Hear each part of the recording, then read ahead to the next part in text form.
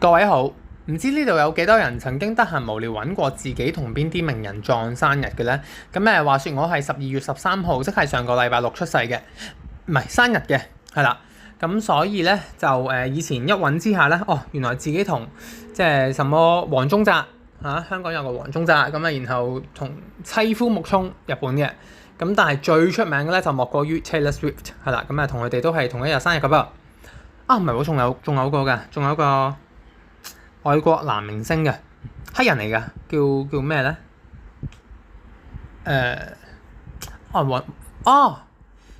？Jamie Foxx 啊，Jamie Foxx 啊係啦 ，OK。不過算啦，即係之前嗰三個男人都唔夠啊 Taylor Swift 咁勁啦係啦。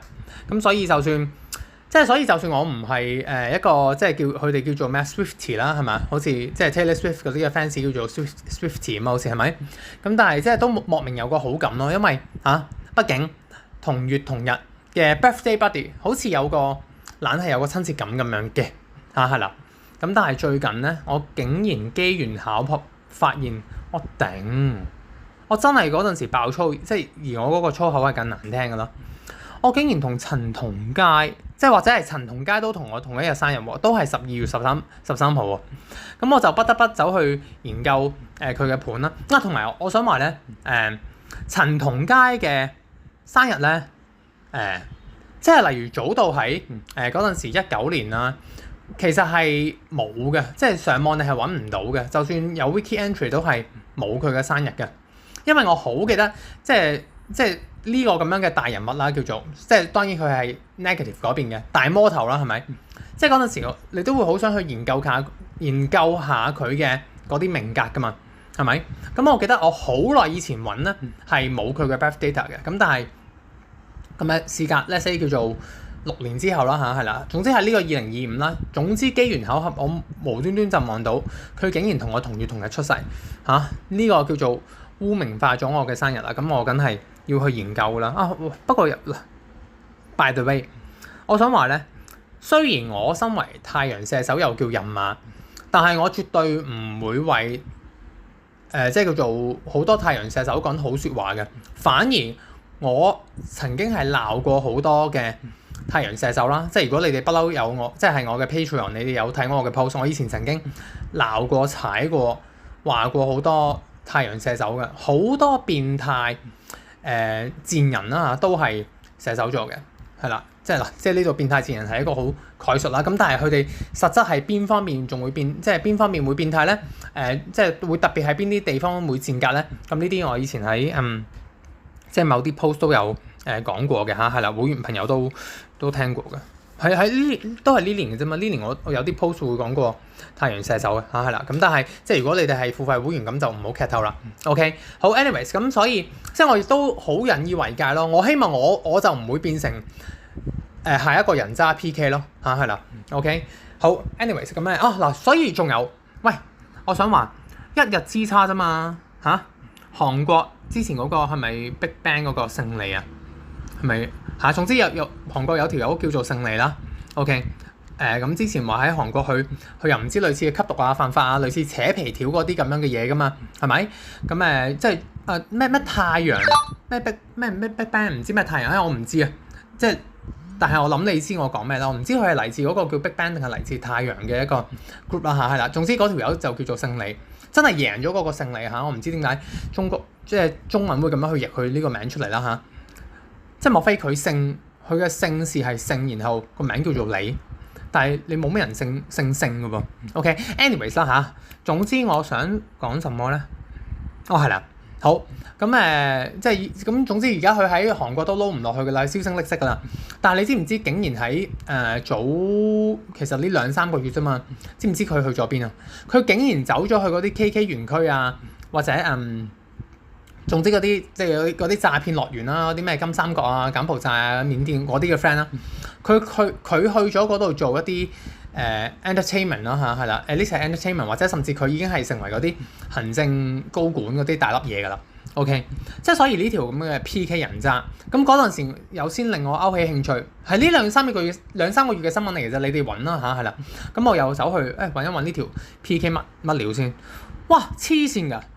佢又係太陽射手不特止啦，仲竟然早我1日出世咋，佢係12月12號出世㗎嚇，係啦，仲係90年點咯，真係同年同月早1日出世嚇，咁所以即係again又驗證咗咯，呢個世界即係如果即係要揾喺呢個社會揾大 PK 嘅話，已經有呢個12月13號嘅佳叔，同埋有咁啊佳叔就遲我8年嘅，佢98年啦嚇，咁但係咧仲有呢個真係早我1001日啫嚇，90年12月12號嘅勝利啦嚇，係啦，咁呢兩條大 PK， 咁我希望我喺我人生日後我唔會成為下一條渣滓啦，即係社會嘅渣滓啦。OK， 好 ，anyways， 咁所以係啊，射手真係好多賤人嘅 ，OK， 男性多啲嘅，我會咁講，係啦，女性嘅日射手好嘅我都識好多幾好喎，差嘅我就冇乜識喎，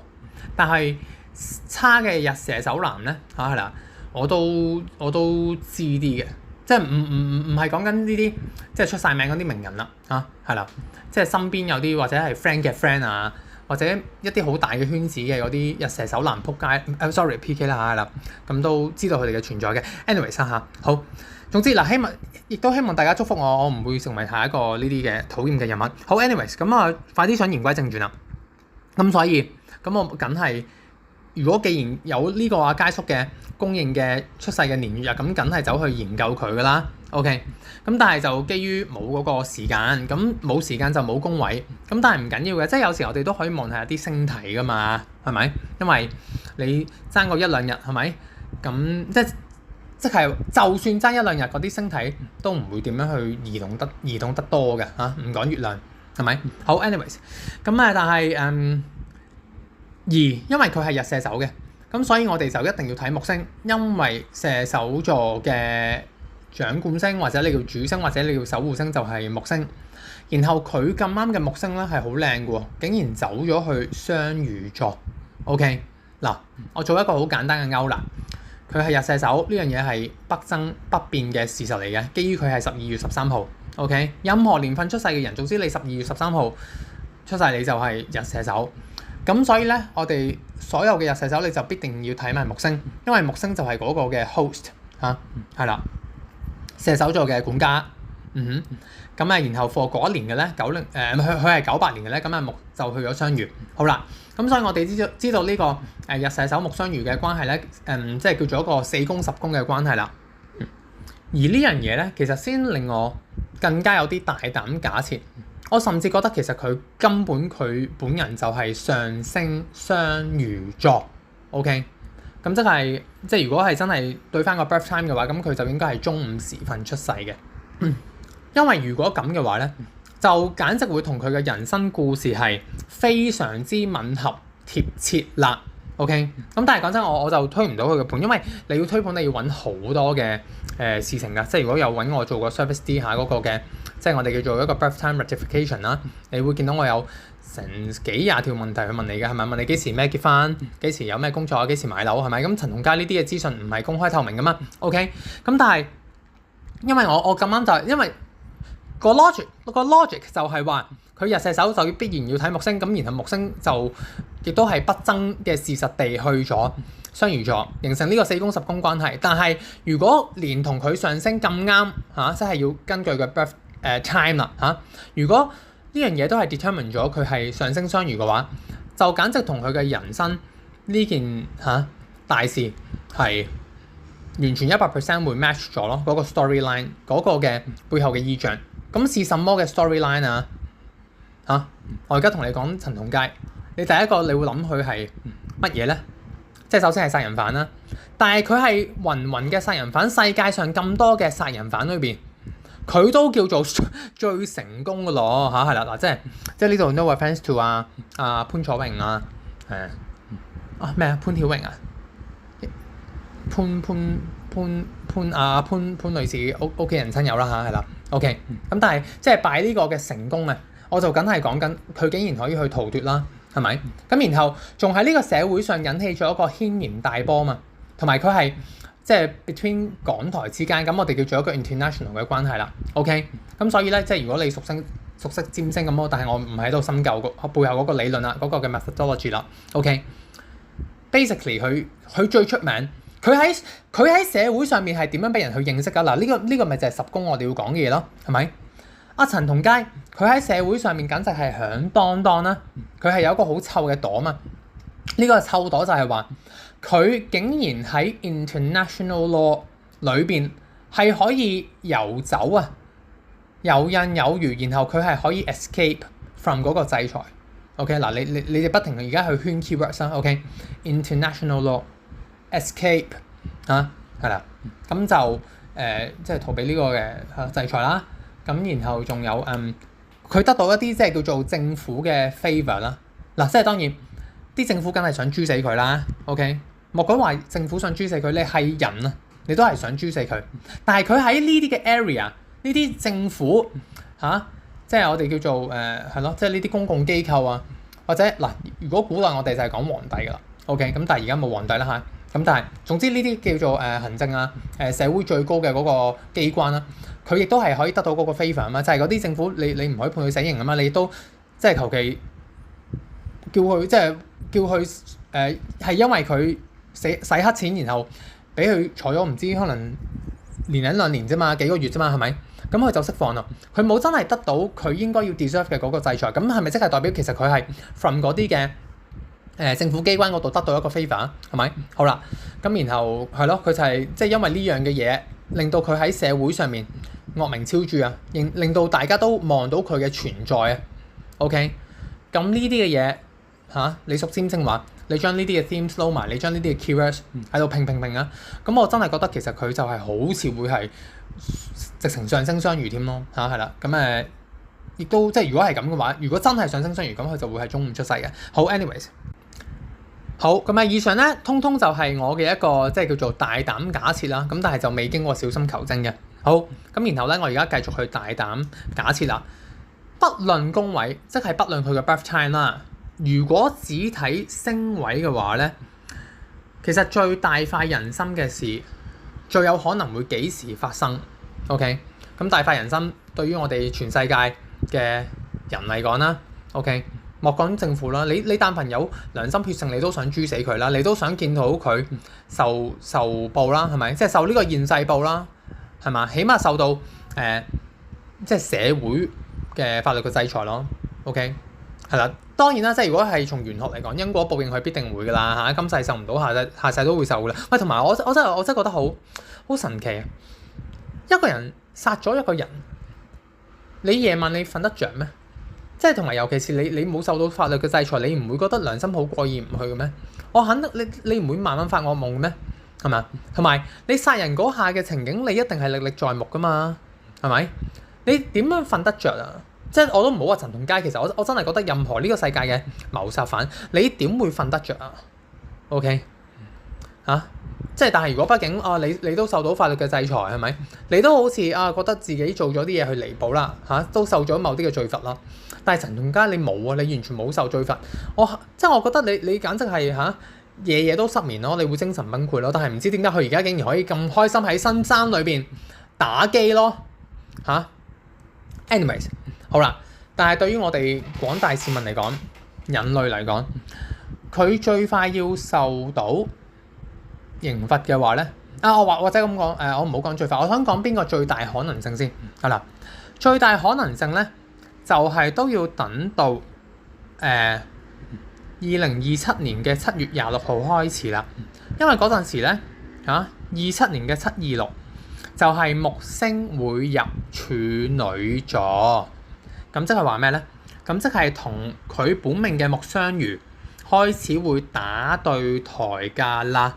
OK， 咁咧，何況喺嗰陣時咧，即係呢個木處女嘅時期啦，其實土星已經早在白羊座㗎啦。OK， 嗱，阿陳同佳咧，佢本命都係土白羊嘅。OK， 咁望翻先，佢嘅土白羊會係喺27度咯。OK， 係啦。咁 anyways 啦，咁但係我哋知道咧，但凡呢啲叫做28去到30歲啦係啦，開始咧。對於全世界每個人嚟講咧，就係土星回歸 ，OK。然後土星回歸有啲乜嘢嘅意涵意象咧？咦，我咁啱最近呢個特輯都講過嘅係啦。咁有興趣嘅人，你哋可以去重聽翻我最近呢個即係最近一個 Patreon 好長嘅特輯啦叫做叫做乜名啦？即係咩32立嗰啲嘅 friend 係啦。好 ，anyways， 咁所以咧由2027年7月26號開始，土星早在白羊座噶啦，咁即係陳同佳開始迎來佢嘅土星回歸。OK， 然後加上木星都走在佢本命木雙魚嘅對面啊嘛，因為木處女啊嘛。咁睇怕咧，佢就開始會受到佢應有嘅報應啦。OK， 特別再提啲月份，就係話咩嘅月份咧？就係總之太陽在變動星座嘅月份。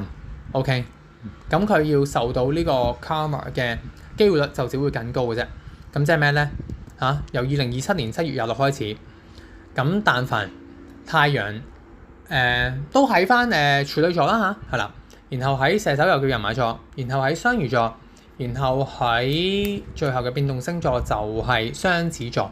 OK， 係啦，由2027年7月26號開始，因為佢土星回歸，然後本命嘅木星衝木星，再加上 if 當下太陽都喺變動星座，即係處女、射手、雙魚、雙子嘅時候咧，咁佢就即係會有好消息咯。對於我哋廣大市民嘅好消息，咁但係對佢嚟講就當然係壞消息啦。OK， 咁我哋就拭目以待啦即係咁樣都叫做可以沉冤得雪啦，係嘛？即係正義都得到彰顯啦，係咪？好，咁但係如果你話我唔想等咁遲嘅，咁再早啲嘅話，都有冇一個可能性咧？都有可能性嘅。咁就係咧，唔需要等到木星入處女呢個27年嘅726，唔需要嘅。其實等到下年，即係2026年嘅6月30啦26年嘅630咧，咁嗰陣時咧，太陽嗰陣時木星就會入獅子座。OK， 咁所以咧 as long as 係呢一個木獅子嘅 period， 如果同時太陽係響係啦，如果同時太陽係響火象或者喺固定星座嘅話咧，咁佢都有機會開始會受刑責受罰嘅。OK， 好啦，咁即係呢個木獅子係幾時啊？講多次啦，2026 630，直到去2027嘅725咯，係咪？直到木星離開獅子入處女之前啦。好啦，咁喺呢段木獅子嘅 periods 咧，如果太陽喺任何火象星座，即係 let's say 都喺翻獅子，喺射手又叫人馬，喺白羊，又或者喺任何嘅固定星座，即係 again 獅子或者天蠍或者水瓶或者金牛。OK， 嗱咁所以呢度都可以有好多嘅機會㗎。OK， 講多次，當天上嘅太陽喺獅子、射手、白羊、天蠍、水瓶、金牛嘅話咧，咁呢啲就係即係會更加早啲，就係佢遭到報應嘅時候咯。OK， 咁但係呢個木獅子 periods 嘅呢啲特別嘅太陽月份嗰個機會率都冇要等到木星入咗處女之後開始嗰個嘅咁高嘅。OK， 咁然後講多次啦，木星入處女就係27年嘅726。OK， 開始啦。咁打後嘅1年多啲度啦，係啦。咁因為組合嘅星，即係嗰陣時可以組成好多嘅嘢，就係佢嘅木木對分啦，我哋叫做或者木木對沖啦。咁然後仲有呢個好出名嘅土星回歸啦，which 我喺最近嘅Patreon 嘅特輯都介紹過咯。其實木木對沖我都介紹過㗎，喺最近呢個同樣嘅特輯。OK， 係啦。咁然後特別係嗰陣時開始嘅一啲即係呢個木處女時期嘅太陽，亦都在其他變動星座嘅時候，或者唔需要其他嘅，你本來呢個處女座都係你個變動星座嘅時候。OK， 咁就希望佢會受到報應咯。